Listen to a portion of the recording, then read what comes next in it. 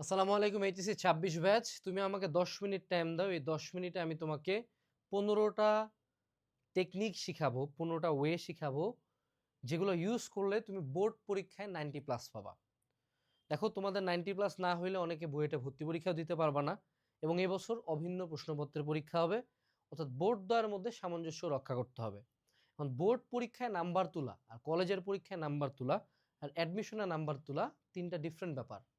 কারণ বোর্ড পরীক্ষায় তোমার খাতা, তুমি নটরডেম কলেজ, তোমার খাতার মনে করো সাভারের কোনো একটা কলেজের টিচারের কাছে গেছে, যে কলেজের স্টুডেন্টই ছিল 10 জন, হইতেই পারে, এটা হওয়াটাই স্বাভাবিক।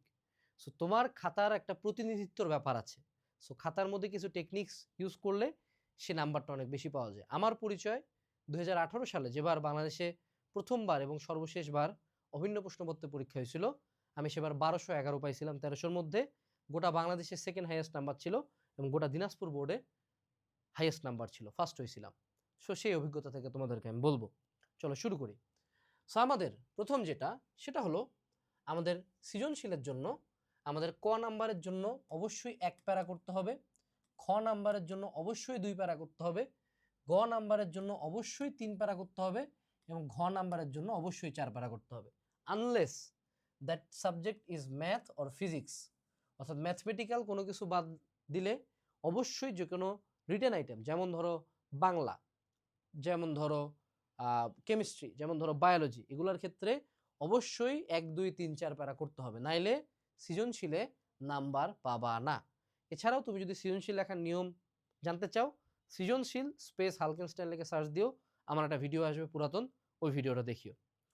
দ্বিতীয় যে পয়েন্টটা, সেটা হলো তুমি যে কোনো বোর্ড পরীক্ষায় কখনোই কোনো প্রকার কোনো শর্টকাট বা বুয়েটের গাইডের ম্যাথ, ভাইয়ার গাইডের ম্যাথ, ভাইয়ার শেখানোর টেকনিক, এল হসপিটাল রুল, এগুলো কোনো কিছু দিয়ে ম্যাথ করে আসবা না, বা ডেল্টা ওয়াই নেটওয়ার্ক ইউজ করবা না, বা mesh law, mesh analysis, Thevenin analysis, Norton analysis, এসব ইউজ করবা না।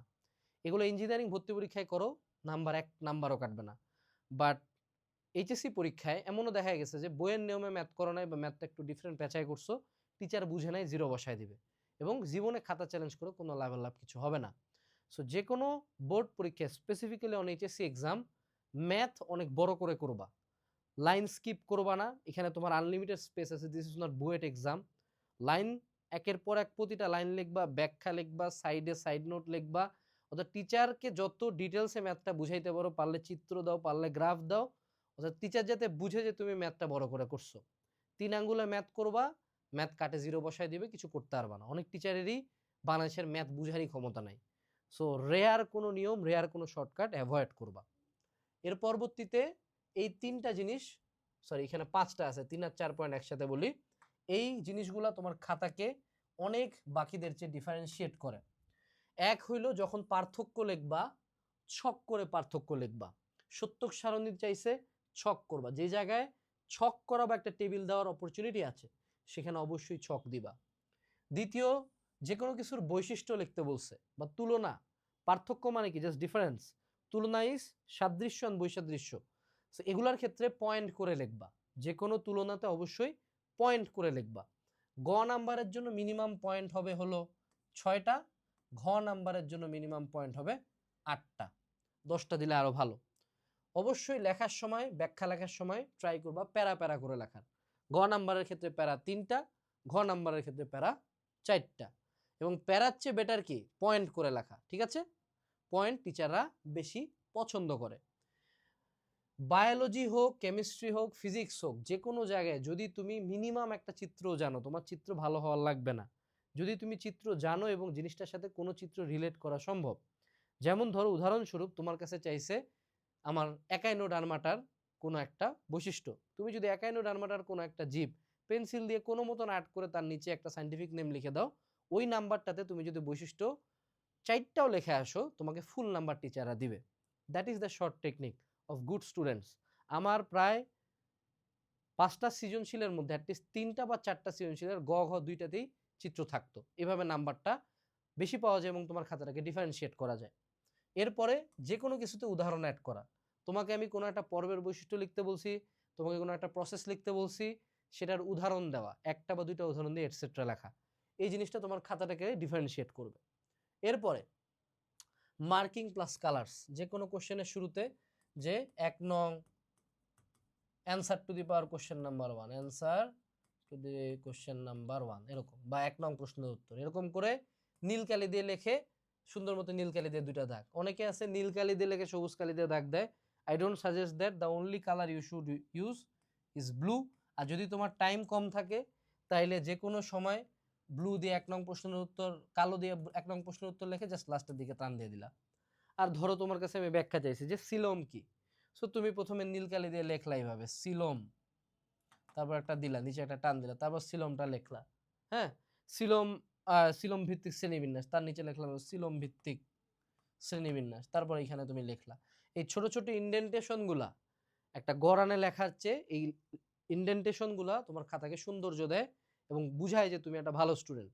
তুমি ভালো স্টুডেন্ট না হইলেও you can pretend to a good student, get better numbers. So marking এবং colours very important, but that doesn't mean যে আমি লেখা শেষ না করে মার্কিং কালার্স করব। আমি যেটা করতাম লাস্টের দিকে 10 মিনিটস টাইম রাখতাম revise and colouring. So revise হয়ে যেত 5 মিনিটে, বাকি 5 মিনিট আমি শুধু কালার এবং বিউটিফিকেশন করতাম। ঠিক আছে, এরপরে আসো প্র্যাকটিক্যাল ক্লিয়ারেন্স। এখন থেকে হোক বা আগে থেকেই হোক প্র্যাকটিক্যাল খাতাটা রেডি করে রাখবা, প্র্যাকটিক্যাল এক্সামটা সিরিয়াসলি নিবা। যদি কোনো কারণে প্র্যাকটিক্যালের নাম্বারটা 5 মার্ক কমায় দেয়, মেজরিটি অফ দ্য টাইম 90+ পাইতে ঝোল বের হয়ে যাবে। সো প্র্যাকটিক্যাল ক্লিয়ারেন্স থাকতে হবে। এরপরে 7 নাম্বার এমসিকিউ স্ট্রং থাকার লাগবে। কোনো কারণে কোনো এমসিকিউতে যদি 5-এর বেশি কাটা যায় 90 আসবে না, প্লাসও ছুটে যেতে পারে। স্পেসিফিক্যালি যেগুলোতে প্র্যাকটিক্যাল আছে সেগুলোতে আরও বেশি ঝামেলা হবে। তো এমসিকিউ প্রিপারেশনটা সেপারেটলি আলাদা হবে না, মূল বই রিডিং পড়ো, টেস্ট পেপার মেডিজির এমসিকিউ করো। বাই দ্য ওয়ে, তুমি যদি 26 ব্যাচের স্টুডেন্ট হও, এই ভিডিওর সাথে একটা গুগল ফর্ম দেওয়া আছে, সেটা ফিল আপ করে নিচে একটা ফেসবুক গ্রুপ দেওয়া আছে, সেখানে জয়েন দিবা। তোমার লাভে লাভ যেটা হবে সেটা হলো তুমি ওখানে প্রতি পরীক্ষার আগে এমসিকিউ এবং সিকিউ সম্বলিত শর্ট নোট পাবা, যেই শর্ট নোটে ইনশাল্লাহ যে কোনো বোর্ডে এখন তো অভিন্ন হইলেও কোশ্চেন ইনশাল্লাহ কমন আসবে। সেটা সম্পূর্ণ ফ্রি, ফিল আপ করে জয়েন দিয়ে রাখো। এখন আসি, সেটা হলো আমাদের গ্রাফস। তোমার যে কোনো ম্যাথের মধ্যে যদি তোমাকে গ্রাফ পেপার দেখো আনছে, গ্রাফ দেওয়ার অপশন থাকে, গ্রাফ আলা ম্যাথগুলা দেওয়ার চেষ্টা করবা। গ্রাফ আলা ম্যাথ দিলে ফুল মার্ক পাওয়া যায়, এক, যদি তুমি পারো।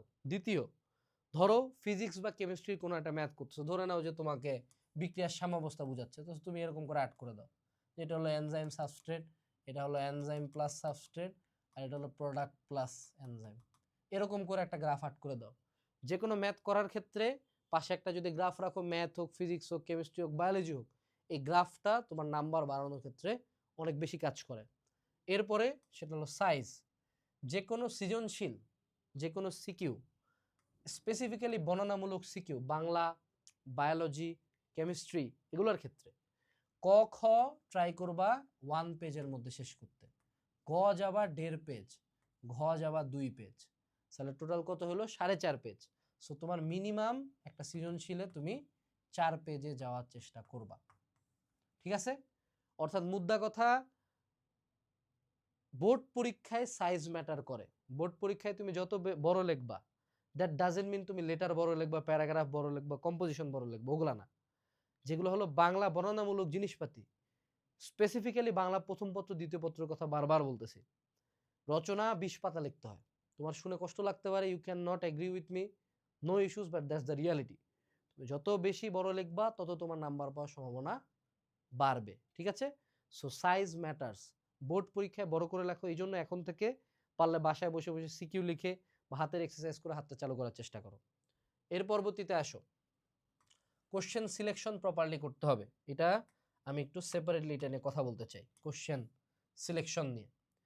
মেজরিটি স্টুডেন্টস যেটা করে পরীক্ষার হলে এই ভুল ভ্রান্ত ধারণায় থাকে যে কোনো কোশ্চেনে ভুল থাকলে সে হয়তো বা বোনাস মার্ক পাবে। No, you won't get that.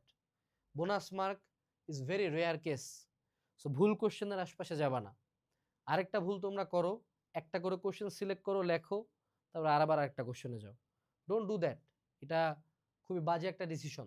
তুমি যেটা করবা, প্রথমেই একটা কোশ্চেন হাতে পাওয়ার পরে প্রথম 5 to 10 মিনিটস তুমি টোটাল টাইম দিবা কোশ্চেন সিলেকশনে। অর্থাৎ তুমি প্রত্যেকটা কোশ্চেনের গ আর ঘ কিভাবে লিখবে এটা প্রথমে মাথার মধ্যে ক্যালকুলেট করবা। যেটার গ ঘ পারবা না সেটা তুমি অ্যান্সার করবা না। তোমরা মেজরিটি অফ দ্য টাইম প্রতিটা কোশ্চেনের পরে 5 মিনিট করে সময় নাও। ওইখানে লাগতেছে 5 5 25 মিনিট, আর এখানে প্রথম 10 মিনিটেই হয়ে যাচ্ছে। 10 মিনিটে তোমার সামনের জন উসাইন বোল্ট হয়ে যাক, ওইদিকে তাকাবা না। এই 10 মিনিট হলো প্ল্যানিং, তার পরবর্তীতে তুমি এক্সিকিউশন করবা। সো কোশ্চেন সিলেকশনে সচেতন হইতে হবে, আইটেম সিলেকশনে সচেতন হইতে হবে। স্পেসিফিক্যালি বাংলা দ্বিতীয় পত্রের কথা বলি। বাংলা দ্বিতীয় পত্রতে তুমি ধরো ভাব সম্প্রসারণ দিবা নাকি সারাংশ সারমর্ম দিবা, অবশ্যই কমেন্ট সেকশনে এটা কমেন্ট করো, ভিডিওটা পজ করো, তোমার কোনটা অ্যান্সার করা সঠিক মনে হয় সেটা একটু কমেন্টে জানাও। যদি তোমার উত্তর সারাংশ হয়ে থাকে তাহলে তোমাকে লাল সালাম, তোমাকে 10-এর মধ্যে দিবে, সর্বোচ্চ গেলে 6। যদি তোমার উত্তর হয় ভাব সম্প্রসারণ তাহলে তুমি এখানে 9 পর্যন্ত পাইতে পারো।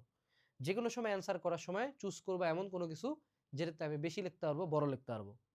2, আমাদের বায়োলজির ক্ষেত্রে বা অন্যান্য কিছু সাবজেক্ট আছে যেগুলোর ক্ষেত্রে সায়েন্টিফিক আর থিওরিটিক্যাল দুইটা ডিফারেন্স আছে। সায়েন্টিফিক অ্যান্ড থিওরিটিক্যাল উদাহরণস্বরূপ বুঝায় বলি, টুনটুনি পাখির বাসা বানানো কেন গুরুত্বপূর্ণ, এটা একটা কোশ্চেন। আর আরেকটা কোশ্চেন আছে, সেটা হলো মানবদেহের করটিক স্নায়ুসমূহের উৎপত্তি এবং কাজ লেখো। অবভিয়াসলি সেকেন্ড কোশ্চেনটাতে মার্ক বেশি পাবো। আদর্শ কশেরুকার গঠন লেখো ভার্সেস হার্ট ফেলিওর হলে কি কারণ, লক্ষণ ও প্রতিকার। অবভিয়াসলি আদর্শ কশেরুকার গঠনে চিত্র দিয়ে যদি আমি গঠনটা লিখে দিতে পারি মার্ক বেশি পাবো। So try to answer the scientific questions. অর্থাৎ তোমাকে যদি বলি কেমিস্ট্রির ক্ষেত্রে অর্থনৈতিক রসায়নের পরিবেশ রক্ষার উপায় না লিখে তোমাকে অ্যান্সার করতে হবে যে কোন পাত্রে কোন ধাতু দ্রবণ সংরক্ষণ করা যাবে কিনা। অর্থাৎ choose the scientific questions rather the theoretical. Rather than theoretical এখানেও একটা ব্যাপার আছে, এনবি আছে, একটা এক্সেপশন আছে। এক্সেপশন ইজ যে যদি তুমি পাস ফেল পার্টি হও, তোমার যদি ফেলুয়া পার্টি হও, পাস ফেল পার্টি হও, তাইলে তুমি এই কোশ্চেনটার আইটেম চুজ করতে পারো থিওরিটিক্যাল। যাদের পাস করা নিয়ে টানাটানি তারা সায়েন্টিফিক বা ম্যাথমেটিক্যাল জিনিসপত্র দিবে না, always answer the theoretical ones. কারণ পাস করার জন্য টিচার খুঁজে যে এই স্টুডেন্টটাকে কোন জায়গায় নাম্বার দেওয়া যায়। সো কিছু পারো না পারো ফাঁকা খাতা জমা দিও না। এরপরে স্পিড, অনেকে বোর্ড এক্সামে লেখা শেষ করে আসতে পারে না। অ্যাভারেজে একটা সিকিউর জন্য সর্বোচ্চ 20 থেকে 25 মিনিট সময় নিবা। You can agree with me or not, এটা তোমার ব্যাপার, এটা ম্যাক্স, এটা হলো ম্যাক্স, মিন লেখছি না, এটা ম্যাক্স, এর কমে হইলে আরো ভালো। অনেকে আছে প্রথম দিকে সৃজনশীলগুলা লেখে 40 মিনিট 50 মিনিট, যেমন প্রথম দিকের ভেক্টর গতিবিদ্যা খুব সময় নিয়ে পড়ছিল না, পরবর্তীতে সেকেন্ড পেপারের এক একটা চ্যাপ্টার 3 দিন 4 দিনে শেষ করছো। বাস্তবতা তো এইটাই, যদিও দুইটার ওয়েটের সেম। সো শুরু থেকেই ঘড়ি যদি ক্যারি করতে পারো, কাটার ঘড়ি ভালো, যদি সেটাও অ্যালাউ না করে ঘন্টা শুনে আইডিয়া রাখবো যে প্রথম 1 ঘন্টার মধ্যে 2টা সৃজনশীল শেষ হবে, আরেকটার কখ শেষ হবে। That is the right speed you need to complete the exams. এরপরে আসো 11 number point, confidence. Majority HSC পড়া স্টুডেন্টদের সাথে যদি কথা বলি, ওদের কথা শুনলে মনে হয় যে ওদের পাস ফেল নিয়ে টানাটানি, জিপে 5 আসবে কিনা, পাস করবে কিনা, এই করবে কিনা, ওই করবে কিনা, কিন্তু কারো মুখ দিয়ে শুনি না যে ভাই বোর্ডে প্লেস করবো কিভাবে, মনে হয় বোর্ডে প্লেস করবো, ভাই এনডিসিটা কেমনে কাটাবো, ভাই আমার এলাকায় সবচেয়ে ভালো কলেজের পোলাটা এরা কেমনে কাটাবো। Your mindset defines a lot of things. তুমি যদি মাইন্ডের মধ্যে ধরে নাও তুমি খারাপ, যেমন আমি যদি মাইন্ডের মধ্যে ধরে নেই যে সাজেশন বই পড়া খারাপ, তাহলে সেটা আমার দোষ, কারণ সাজেশন বই থেকে যদি পড়ে আমি কমন পাই আমার সমস্যা কোথায়। ভাই এই বইটা অর্ডার দিছো কি না, অর্ডার না দিয়ে থাকলে কিন্তু অনেক লস হচ্ছে। পরীক্ষার আর বেশি দিন সময় নেই, লাস্টের দিকে আসে, বড় বই পড়তে মনাবে না, এই 2টা বই কমপ্লিট করে যাও, ইনশাল্লাহ যে কোনো বোর্ড এক্সামে ভালো করবা, ঠিক আছে। এরপরে আসো, সেটা হলো লেখার জন্য পড়া আর পড়ার জন্য লেখা। Very complex philosophical words, but এটার মিনিং হলো যে লেখার জন্য পড়া মানে হলো যে কোনো একটা চ্যাপ্টার, যেমন ধরো বায়োলজির ক্ষেত্রে একটা চ্যাপ্টারে 50টা কোশ্চেন তোমার পরীক্ষা আসতে পারে। যেমন ধরো বায়োলজি রক্ত চ্যাপ্টার হইতে পারে, শ্বসন চ্যাপ্টার হইতে পারে, পরিপাক চ্যাপ্টার হইতে পারে। এই 3টা চ্যাপ্টারই তুমি পড়ছো, বাট তুমি শ্বসন এবং রক্ত এই 2টা চ্যাপ্টার এমন ভালো মতো পড়ছো যেখান থেকে যেই সিকিউ দেখ না কেন তুমি ঠাড়া মুখস্থ করে গেছো এবং তুমি আলোর গতিতে লিখতে পারো, চিত্রগুলো তুমি জানো, এবং তুমি জানো কোশ্চেনটা পেঁচাই করলো কেমনে করতে পারবে। রেদার দেন পরিপাক তুমি অত ভালো মতো পড়ো নাই, তাহলে পরীক্ষার হলে যে লাভটা হবে সেটা হলো তুমি যখন শ্বসন এবং রক্ত থেকে কোশ্চেন কমন পাবা, তুমি ঠাক করে এই কোশ্চেন 20 মিনিটের মধ্যে অ্যান্সার করে ফেলবা। কিন্তু সেম কোশ্চেন যখন তোমার পরিপাক থেকে আসবে এবং তুমি যদি সবই পড়ে যেতে চাও, যেমন এক বায়োলজিতে 12টা চ্যাপ্টার আছে, তোমার সিকিউ থাকবে 8টা, অর্থাৎ 4টা চ্যাপ্টার কোনো সিকিউ পাবে না, 8টা চ্যাপ্টার সিকিউ পাবে। সো এখানে আবার তুমি অ্যান্সার করবা 5টা, 3টা চ্যাপ্টার তুমি না পড়লেও হয়। সো যে কোনো চ্যাপ্টার প্রথমে হলো তুমি চুজ করবা chapter, then you choose the topics. যেমন আমি সবাইকে একটা কথা বলি যে আমার কিউএনএ বায়োলজি নোটস বা আইসিটি নোটস যে বইটা আছে, এই বইগুলোতে আমরা কোশ্চেন দিচ্ছি 3টা থেকে 4টা। যে কোনো একটা চ্যাপ্টার চুজ করে, এই যে ধরো বর্জ্য নিষ্কাশন দেখাই, এই যে দেখো কয় পেজ বাবা, বর্জ্য নিষ্কাশন শেষ। এই 3 পেজ ঠাডা মুখস্থ করে যাও, কমন আসবে। এবং এটা তুমি লেখার জন্য পড়বা, যে তুমি এখানে লিখবা। বাংলা প্রথম পত্রের ক্ষেত্রে গদ্য পদ্য চুজ করে ফেলো, কোনটা থেকে লিখবা, তখন পরীক্ষার হলে স্পিড থাকে। তুমি যদি চিন্তা করো পরীক্ষার হলে যে ডিসাইড করবো কোথা থেকে অ্যান্সার করবো, দেন স্পিড আসবে না, লিখতেও পারবা না ভালো। এরপরে কাটাকাটি এবং স্পেলিং মিস্টেক, এই দুইটা নিয়ে একটু কথা বলি। স্পেলিং ইংলিশের ক্ষেত্রে এটা হলো হারাম, আরেকটা হলো লেখার নিয়ম। লেখার নিয়ম হলো English first part, English second part এবং বাংলা সেকেন্ড পার্টের জন্য আবেদনপত্র লেখার নিয়ম আছে, প্যারাগ্রাফ লেখার নিয়ম আছে, ফর্মাল লেটার লেখার নিয়ম আছে, ইনফর্মাল লেখার নিয়ম আছে, ন্যারেশন লেখার নিয়ম আছে। প্রত্যেকটা লেখার নিজস্ব রুলস আছে, নর্মস আছে। ওই রুলসগুলো ফলো না করলে ইংলিশে নাম্বার কাটবে, 0 বসে দিতে পারে। দ্বিতীয়, যদি কোনো কারণে তোমার স্পেলিং মিস্টেক ইংলিশের ক্ষেত্রে হয়, specifically I am repeating this again for ইংলিশে যদি হয়, তাহলে নাম্বার 100% কাটবে। প্রতি স্পেলিং মিস্টেকের জন্য সাধারণত 0.5 থেকে 2 মার্ক পর্যন্ত টিচাররা কাটতে পারে, ডিপেন্ডিং অন টিচারের মুড কত ভালো, টিচারের বউয়ের সাথে ঝগড়া হয়েছে কিনা। So avoid spelling mistakes. পরীক্ষা শেষ হওয়ার 5 মিনিট আগে অবশ্যই পুরাটা একটু রিভাইজ দিবা, স্পেসিফিক্যালি ফর ইংলিশ। আর কাটাকাটির ক্ষেত্রে কাটাকাটি করবা ঠিক এইভাবে। ধরো আমি এটা কাটে দিব, একটা নেই এইভাবে কাটে দিয়ে উপরের দিকে লিখবো যে মার্কিং প্লাস কালার্স, এইভাবে। কখনো যেটা করা যাবে না সেটা হলো এই যে এই গুলটি, অথবা এরকম ডোন্ট, একটানে কাটা উপরে লেখা, ঠিক আছে? এগুলো হলো ডোন্ট, ক্রস, এটাও ডোন্ট, এটা হলো ক্রস, এটা হলো ডু, রাইট, ঠিক আছে? সো এই যে টেকনিকগুলো বললাম, এগুলো কোনো আসমানি টেকনিক না, খুবই অ্যাবনর্মাল কিছু না, খুব বেসিক কিছু জিনিসপাতি। বাট তোমার আলটিমেট পুরা বোর্ড পরীক্ষায় যদি তুমি বেশি পাইতে চাও, you should remain 2 words, be different.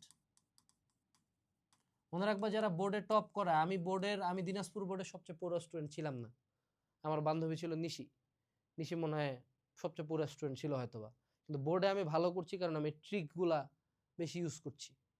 as simple as that. So you have to be tricky, you have to be smart and you have to be hardworking. HSC 26 batch, আশা করি ভিডিওটা কাজে লাগবে। Best of luck, tata.